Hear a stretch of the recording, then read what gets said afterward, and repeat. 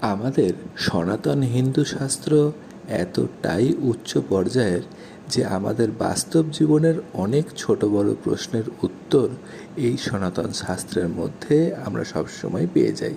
তবে তাকে ভালোভাবে খুঁজতে হবে। আজ আমরা সেরকমই একটা ঘটনার কথা বলবো।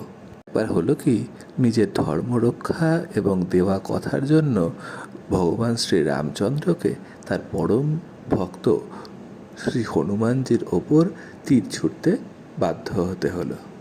যদিও হনুমানজির ওপরে পৃথিবীর কোনো শস্ত্র বা অস্ত্র ক্রিয়াশীল ছিল না, তবু প্রভু রামচন্দ্রের সম্মান রক্ষার জন্য তিনি সেই অস্ত্রকে কখনোই প্রত্যাঘাত করতেন না। তাই বজরংবলী তখন একটা অদ্ভুত পন্থা নিলেন।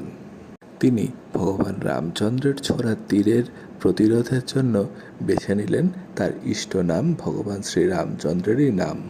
আর যখন তিনি এক মনে রাম নাম করে যেতে লাগলেন, তখন তার বুকে প্রকাশিত হলো ভগবান রামচন্দ্রের প্রতিচ্ছবি, আর সেই শক্তিতে আটকে গেল ভগবান রামেরই ছোড়া তীর।